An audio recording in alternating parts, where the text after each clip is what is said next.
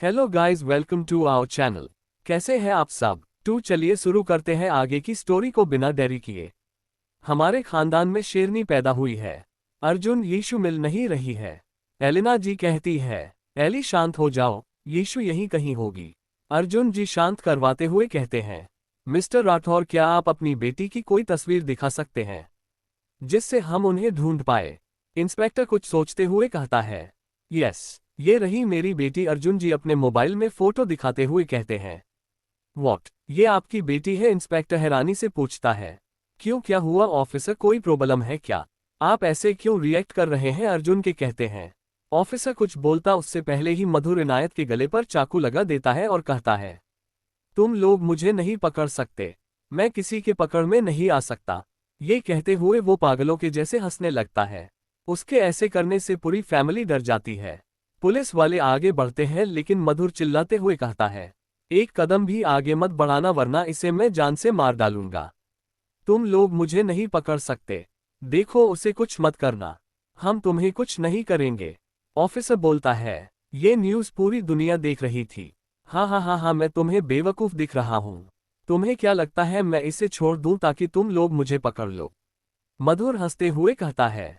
इधर कोई और भी था जो इनायत को इस हालत में देखकर तड़प रहा था। नहीं नहीं, उसे कुछ नहीं हो सकता, मैं उसे कुछ नहीं होने दूंगा। वो तुरंत भागते हुए नीचे की तरफ आता है और गाड़ी लेकर कहीं चला जाता है। इधर मधुर सबको पूरी तरह से मजबूर कर दिया था सरेंडर करने पर। सभी घुटनों के बल बैठे हुए थे। हाँ हाँ, ये देखो, ये है मेरी पावर, मधुर हंसते हुए कहता है। इधर होटल के बाहर कई सारे पुलिस वाले के साथ और भी कई सारे कमांडर मौजूद थे। मधुर इनायत के ऊपर बंदूक ट्रिगर करके उसे लेकर बाहर जा रहा था। इनायत की डर के मारे हालत खराब हो चुकी थी। अचानक ही वहां एहसास आ जाती है, उसने पूरी तरह खुद को आर्मी के ड्रेस से कवर किया हुआ था। इस भेष में वो पूरी तरह से मिस्र लग रही थी। उसे वहां देखते ही सबको एक चैन की सांस आती है। मधुर, उसे छोड़ दो, वरना अगर उसे एक खरोच भी आए तो मैं तुम्हें जीते जी जहन्नमों की दर्शन करवा दूंगी। एहसास कहती है, ओहो देखो तो यहाँ कौन आया है। मिस्र, तुमसे मिलने की बड़ी तमन्ना थी हमें, आज हमारी तमन्ना पूरी ही गई। आज पूरी दुनिया के पता चलेगा कि कौन ज्यादा काबिल है। तुम्हारे कारण मैं आर्मी से बेदखल हो गया, तुम्हारे कारण मैं एक आतंकवादी बन गया। आज मैं तुम्हें नहीं छोड़ूंगा, आज मैं उस बूढ़े को दिखाऊंगा कि कौन ज्यादा काबिल है। मधुर कहता है, तुम्हारे कहने की कोई जरूरत नहीं है, कल भी तुमसे ज्यादा काबिल थी और आज भी है। पीछे से हेड ऑफिसर आते हुए कहते हैं, ओहो तो तुम भी ओल्ड मैन यहीं मौजूद हो। अच्छी बात है, आज पता चलेगा तुम्हें कि तुमने एक बेगैरत लड़की को मेरी जगह दी। मधुर कहता है, अच्छा तो तुम्हें अब भी अफसोस नहीं है कि तुमने क्या किया है? तुम्हारे कारण कितने लोगों की जान गई, यहाँ तक कि तुम्हारी खुद की माँ की भी जान चली गई। आज फिर से तुम यही कर रहे हो। एहसास कहती है, मुझे उसका कोई अफसोस नहीं है और नहीं मैंने कुछ गलत किया है। वो बॉम्ब ब्लास्ट सिर्फ तुम्हारे कारण हुआ है। अगर उस दिन तुम नहीं आए होती तो मेरी डील आसानी से हो गई होती, लेकिन तुमने आकर सब खत्म कर दिया। आज यहाँ से जाने से पहले मैं तुम्हें वही दर्द देकर जाऊंगा जो मैंने सहा है। मधुर कहता है, नहीं तुम उसे कुछ नहीं करोगे, हम तुम्हारी सारी शर्त मानने को तैयार हैं। हेड ऑफिसर कहते हैं, इसकी कोई जरूरत नहीं है डॉक्टर, एहसास कहती है और फिर मधुर की तरफ देखते हुए कहता है, तुम उसे मारना चाहते हो न तो चलाओ गोली, जरा मैं भी देखूं कि किसकी गोली में कितना दम है और किसकी गोली ज्यादा तेज चलती है। एहसास एक एक कदम आगे बढ़ाती हुई जा रही थी। उसके ऑरा को देखकर मधुर के चेहरे पर पसीना की बूंदें दिखाई देने लगी थी। देखो देखो, आगे मत बढ़ो वरना मैं इसे मार डालूंगा, मधुर हकलाते हुए कहता है। तो चलाओ गोली, वैसे भी राठौर के खून में होती है कुर्बानी। क्या हुआ अगर मिस राठौर अपनी जान की कुर्बानी दे देती हैं तो बदले में इतने लोग तो बच जाएंगे और फिर तुम्हें मेरे हाथों से कौन बचाएगा? सोचो मिस्टर मधुर शेखावत, वैसे तुम्हारा गद्दार बनना कोई बड़ी बात नहीं है, तुम्हारे तो खून में ही गद्दारी है। पहले तुम्हारे परदादा एक बहुत बड़े मुजरिम, उसके बाद तुम्हारे दादा मुजरिम, अव्वल दर्ज के क्रिमिनल, फिर आया तुम्हारे बाप की बारी जिसने एक साथ दो शादी की, 2 बीवियां और 2 बेटे, और साथ में एक ह्यूमन ट्रैफिकिंग के असली मालिक। फिर हुए तुम और तुम्हारा वो सौतेला भाई जिसमें तुम एक देशद्रोही और तुम्हारा भाई जीता जागता राक्षस। जो लड़कियां कपड़े के तरह बदलता है, यहाँ तक कि वो मासूम लड़कियों तक को नहीं छोड़ता है।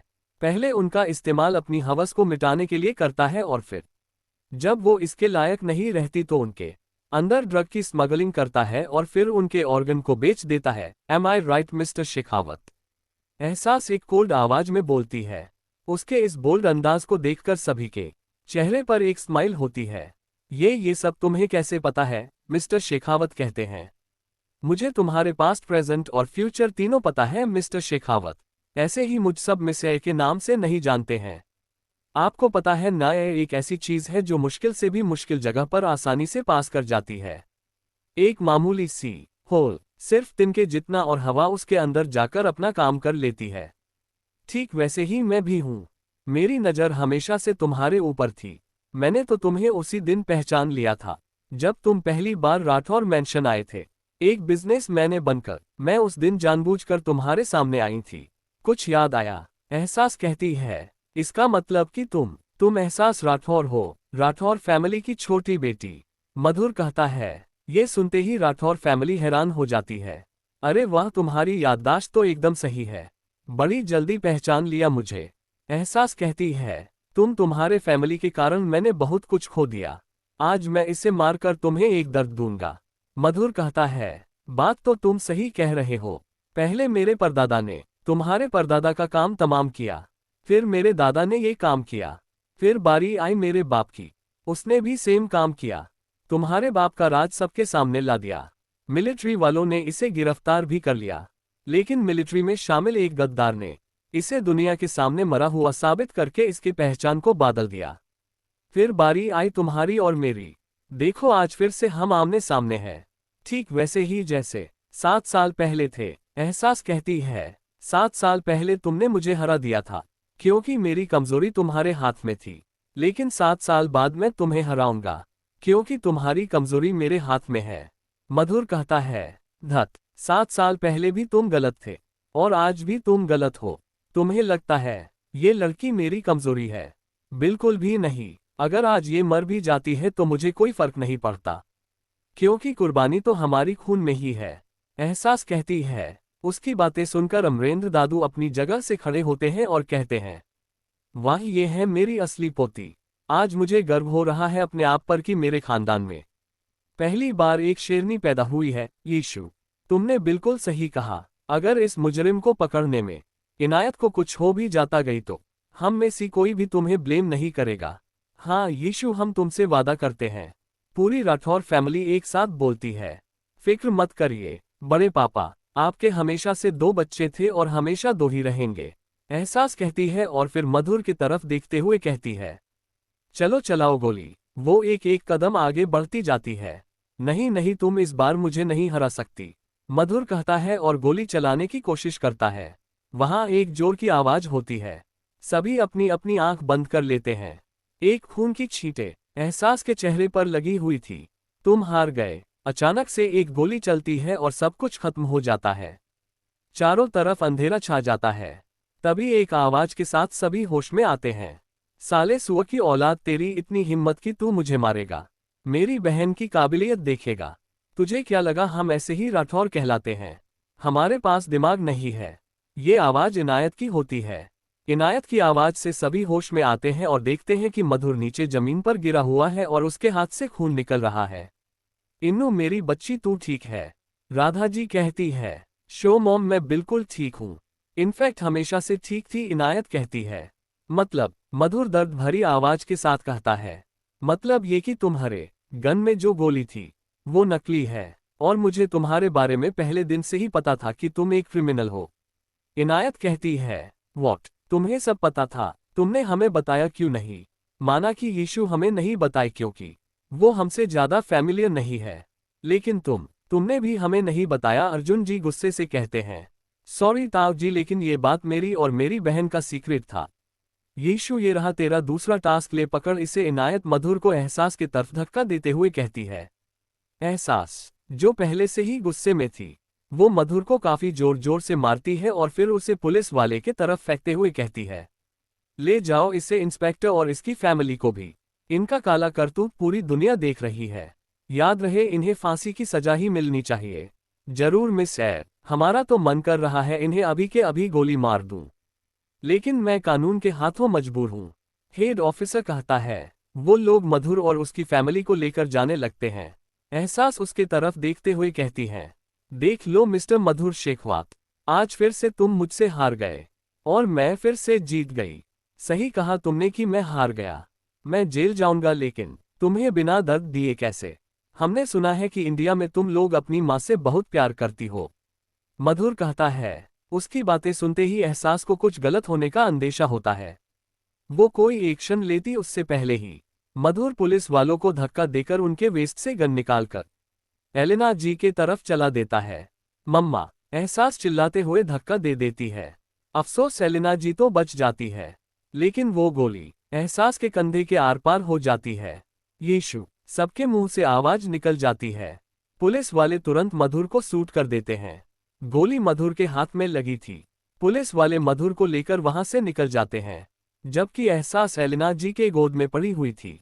यीशु, मेरी बच्ची आंख मत बंद करना, हम अभी हॉस्पिटल पहुंच जाएंगे। हाँ डोंट वॉरी, अर्जुन जल्दी से हॉस्पिटल लेकर चलिए, एलेना जी चिल्लाते हुए कहती है।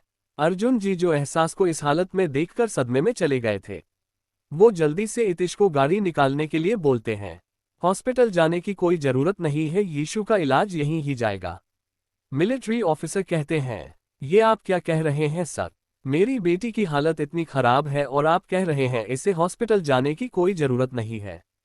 अर्जुन जी कहते हैं, देखो अर्जुन, हमें पता है कि तुम अपनी बेटी से बहुत प्यार करते हो, लेकिन मुझे कहते हुए ये अफसोस हो रही है कि तुम्हारी बेटी के ऊपर सिर्फ आयुर्वेदिक इलाज का ही असर होगी। इसके ऊपर अंग्रेजी दवाइयों का या इलाज का कोई असर नहीं होगा। हेड ऑफिसर कहते हैं, व्हाट? अगर ऐसा है तो आप टाइम वेस्ट मत करिए, मेरी बच्ची का इलाज करिए। एलेना जी कहती है। हेड ऑफिसर तुरंत अपने असिस्टेंट को इशारा करता है। असिस्टेंट तुरंत ही एक बड़ी सी बैग लेकर उनके सामने रख देता है। हेड ऑफिसर इलाज में जुट जाते हैं। लगभग आधे घंटे के बाद वो खड़े होते हैं और कहते हैं, ये दर्द से बेहोश हो चुकी है, इसे घर ले जाए। जी बिल्कुल, एलेना जी कहती हैं और अर्जुन जी के साथ उसे लेकर वहां से निकल जाती है। इधर इनायत की हालत तो बस एहसास को देखकर ही खराब हो चुकी थी और ऊपर से हेड ऑफिसर की बातें सुनकर तो वो लगभग सदमे में जा चुकी थी। अर्जुन जी और एलेना के जाते ही वहां एक साथ 3-4 गाड़ियां आकर रुकती है और गाड़ी में से एक शख्स जल्दी से निकलकर होटल के अंदर आता है। उसकी नजरें चारों तरफ किसी को ढूंढ रही थी। तभी एक जगह जाकर उसकी नजरें ठहर जाती है और वो भागते हुए उस तरफ जाता है। इन्नू, थैंक गॉड कि तुम ठीक हो, वो शख्स इनायत को गले लगाते हुए कहता है। पर तुम यहाँ कैसे आए? इनायत उस शख्स से अलग होते हुए पूछती है। मैं पिछले 1 सप्ताह से यहाँ आया हूँ बिजनेस के सिलसिले में। आज न्यूज देखा तो यहाँ चला आया। लेकिन तुम यहाँ कैसे और ये सब क्या हुआ है?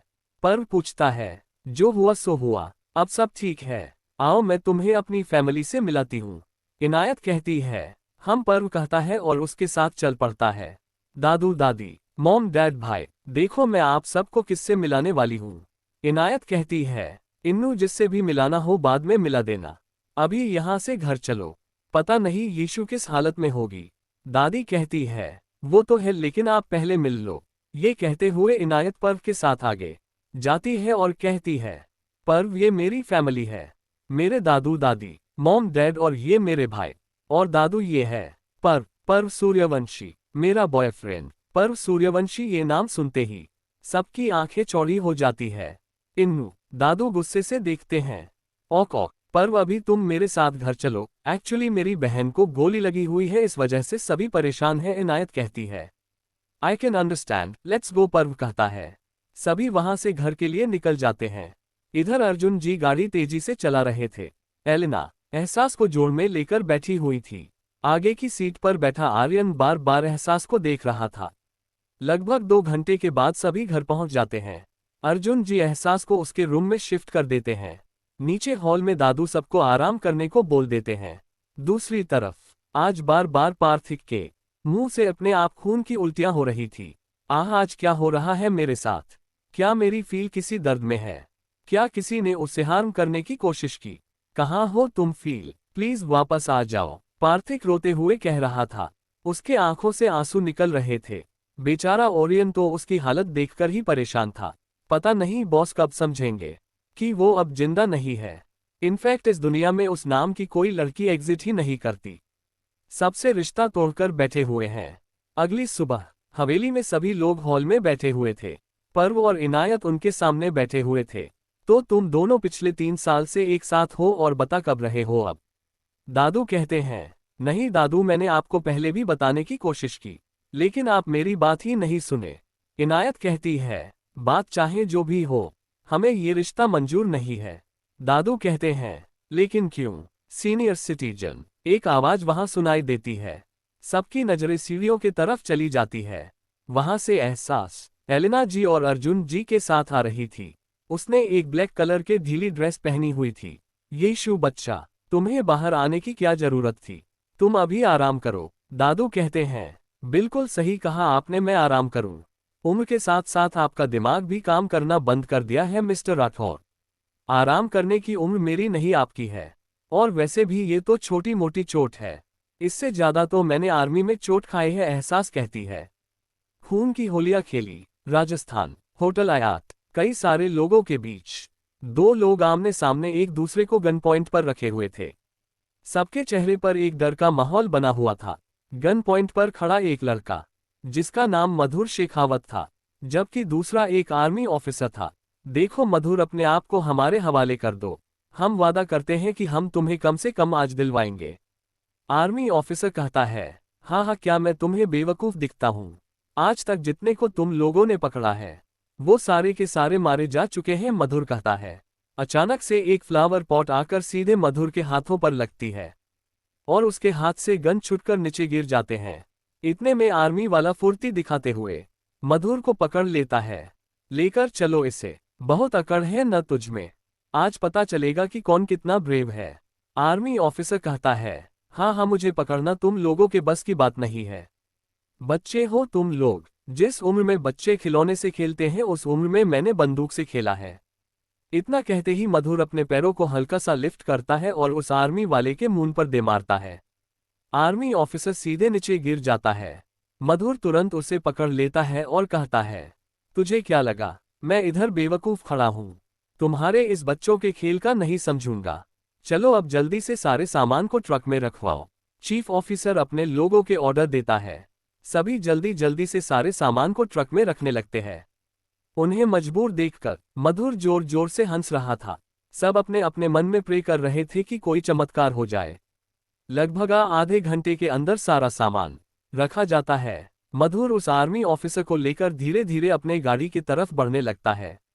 इतने में आर्मी ऑफिसर अपनी नजरें चारों तरफ घुमाते हुए कुछ इशारा करता है, जिसे समझकर सभी धीरे धीरे पीछे हटने लगते हैं। एक एक करके सभी वहां से काफी दूर हो जाते हैं। ये देखकर वो आर्मी ऑफिसर तुरंत तिरछी नजरें मधुर की तरफ घूमता है और एकदम हवा की झोंक के जैसे उसके हाथ को मोड़कर उसके प्राइवेट पार्ट पर एक जोर का लात मारता है और मधुर नीचे गिर जाता है। आर्मी वाला उसके हाथ पैर अपने पैरों को रखकर जोर जोर से कुचलता है। आह आह, मधुर जोर जोर से चिल्लाने लगता है, क्या लगा तुम्हें? हम आर्मी वाले ऐसे ही आर्मी बने हुए थे। अरे बच्चे, जिस उम्र में खिलौने से खेलते हैं, दूध पीते हैं और बच्चों वाला खेल खेलते हैं, उस उम्र में हम एक वेल ट्रेड शार्प शूटर बन जाते हैं, एक फियरलेस बच्चे बन जाते हैं। जिस उम्र में तुमने गन चलानी सीखी उस उम्र में हमने खून की होलियां खेली। तुझे क्या लगा क्या है ये सब? चलो हम बताते, वो आर्मी वाला कहता है। ये सब एक ट्रैप है। हमने तुम्हें और तुम्हारे साथियों को पकड़ने के लिए ये सब जाल बिछाया था। हमारी नजरें तुम्हारे ऊपर हमेशा से थी। तुम्हें लगा कि दुनिया के सामने खुद को मरा हुआ साबित करके पहचान बदल लोगे तो हम धोखा खा जाएंगे। नहीं, बिल्कुल भी नहीं। आर्मी वाला उसे मारते हुए अधमरा कर देता है। चीफ ऑफिसर आगे आकर उसे रोक लेता है और उन्हें अरेस्ट करके लेकर जाने लगता है। सभी बहुत खुश हो रहे थे। इतने में मधुर उन्हें धक्का देकर वहां से भागने लगता है।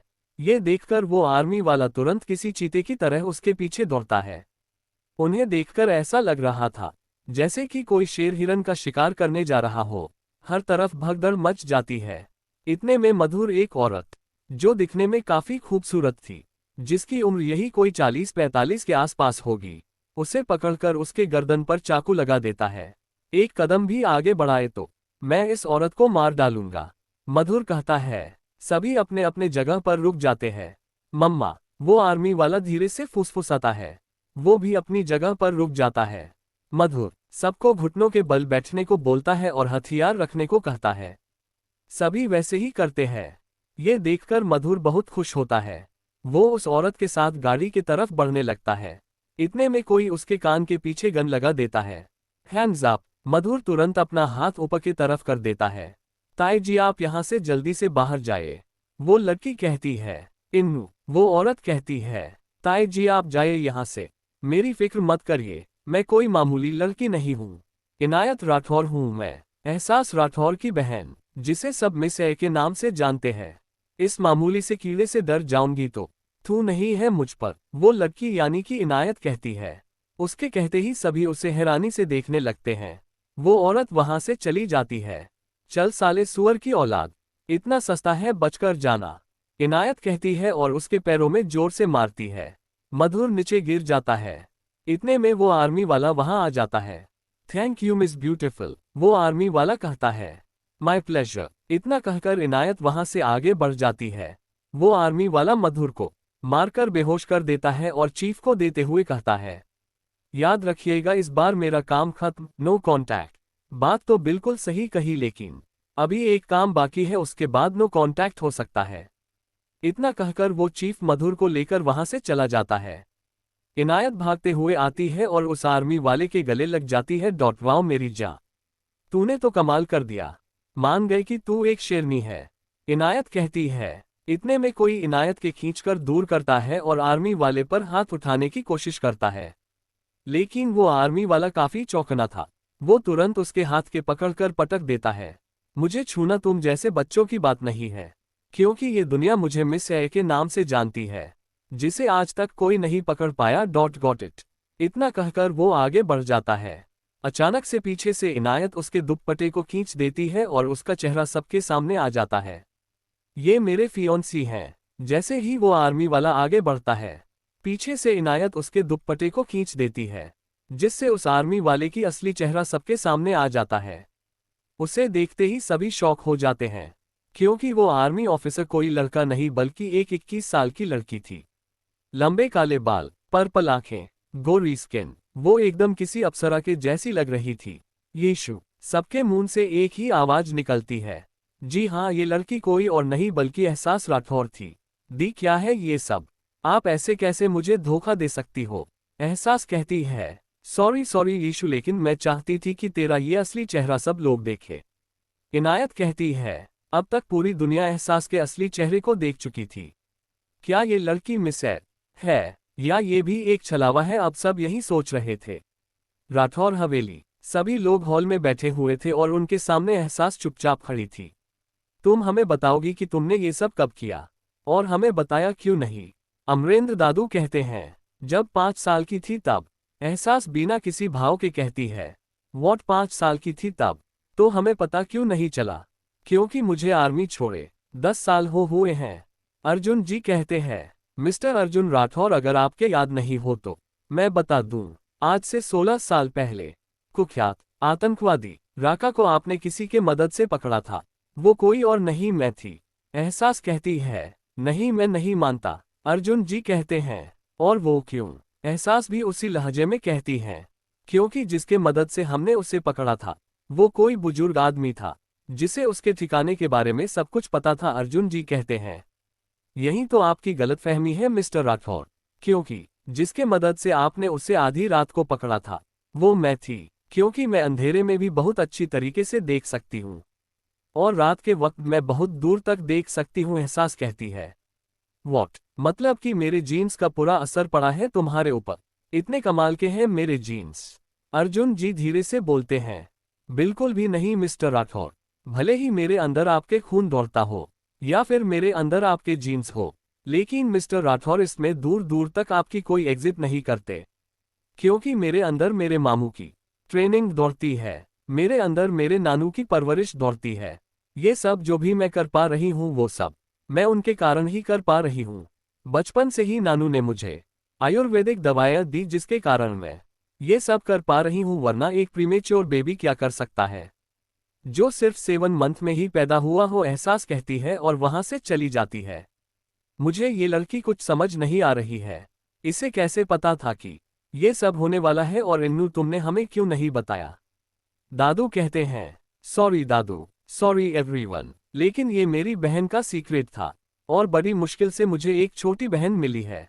मैं उसे धोखा नहीं दे सकती, इनायत कहती है और वहां से चली जाती है।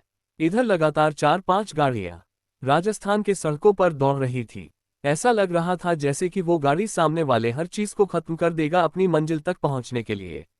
लगभग 1 घंटे बाद वो गाड़ियां आकर सीधे राठौर हवेली रुकती है।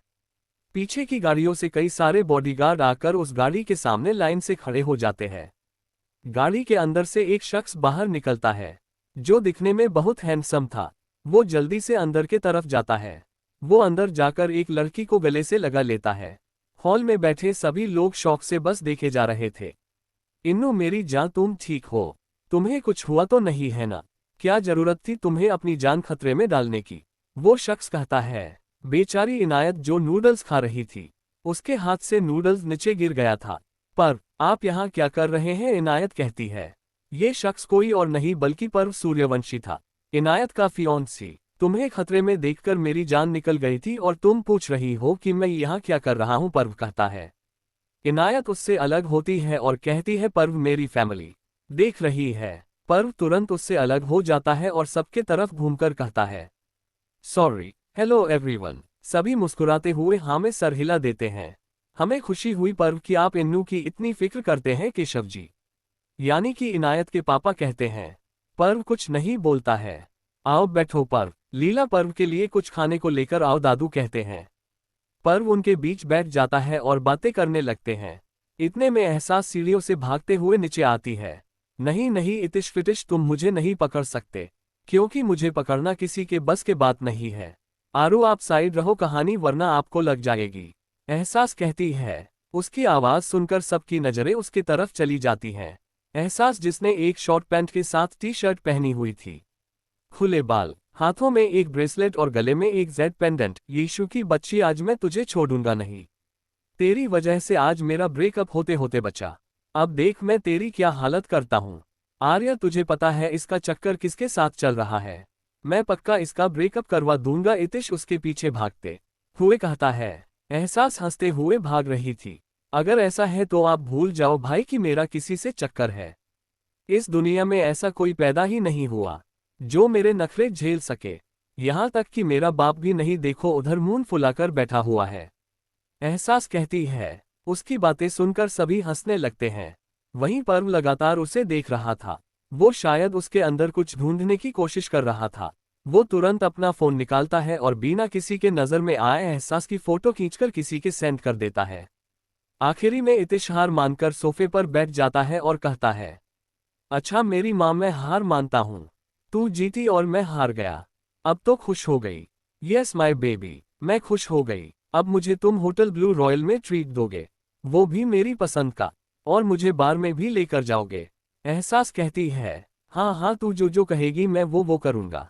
इतिश कहता है। अचानक की एहसास की नज़र पर्व पर पड़ती है। वो उसे कंफ्यूज्ड होकर देखने लगती है, क्योंकि उसके याद के अनुसार पर्व और राठौर फैमिली में दूर दूर तक कोई कनेक्शन ही नहीं था। यीशु, इनसे मिलो, ये है पर्व सूर्यवंशी, मेरे फियोंसी। इनायत स्माइल करते हुए कहती है।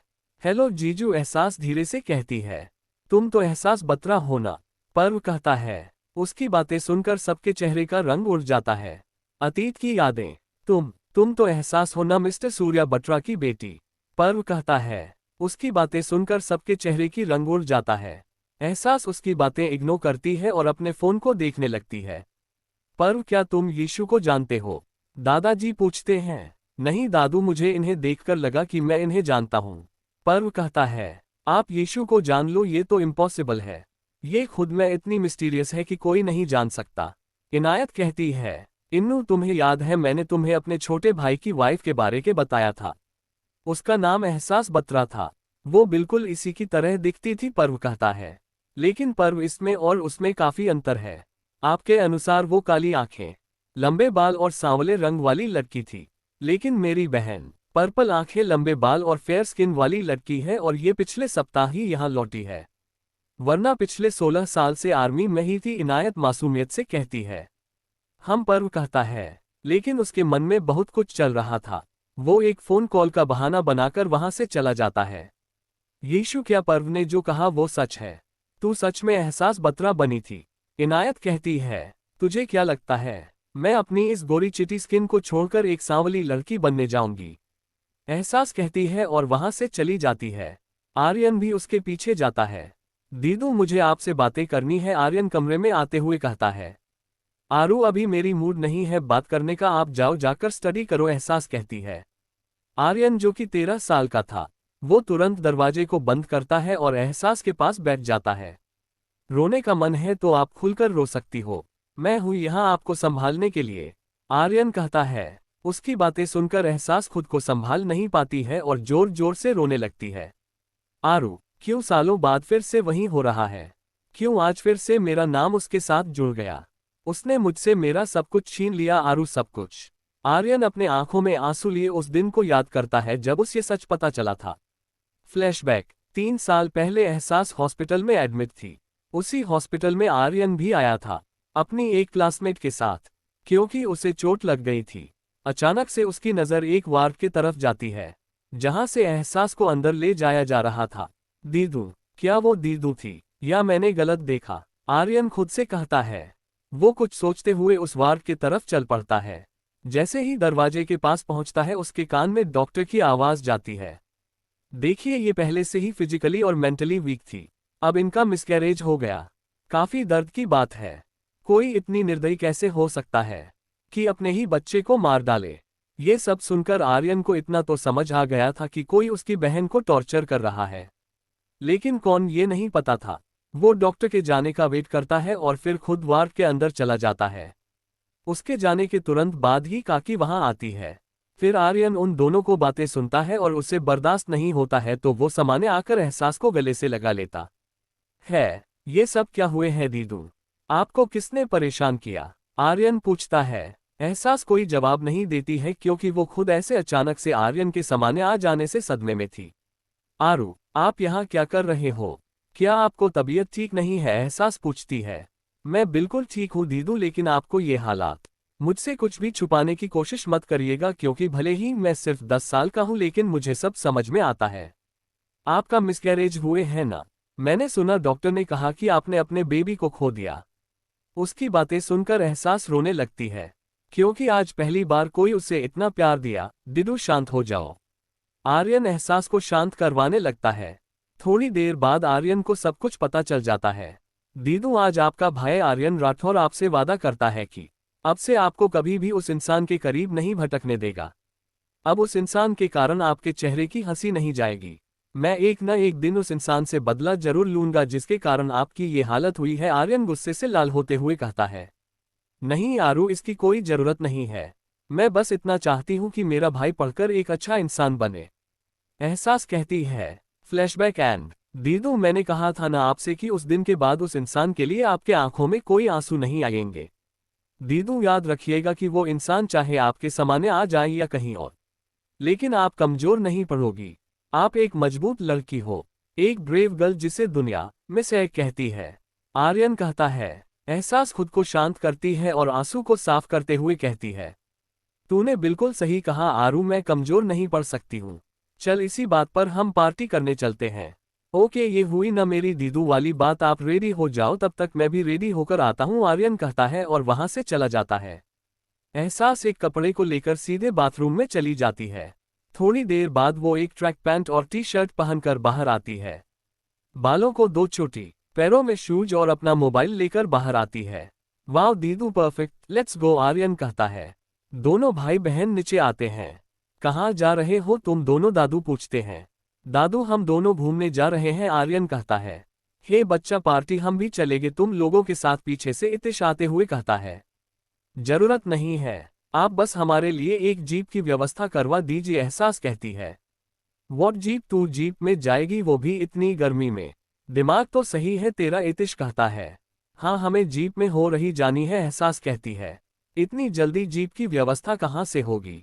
दादू कहते हैं। तभी वहां काम करने वाला एक नौकर आगे आकर कहता है, बड़े हुकुम बुरा न माने तो क्या हम बिटिया रानी को अपनी जीप दे दे। वाव काका, आपके पास जीप है। आपको इनसे पूछने की कोई जरूरत नहीं है, आप हमें जीप की चाबी दीजिए। एहसास कहती है। काका उन्हें जीप की चाबी दे देते हैं। डार्लिंग लेट्स गो, एहसास कहती है और आर्यन का हाथ पकड़कर वहां से जाने लगती है। इतने में एलिना जी उसके समाने आ जाती हैं। जाने से पहले कुछ खा कर जाओ, सुबह से कुछ भी नहीं खाया है तुम लोगों ने।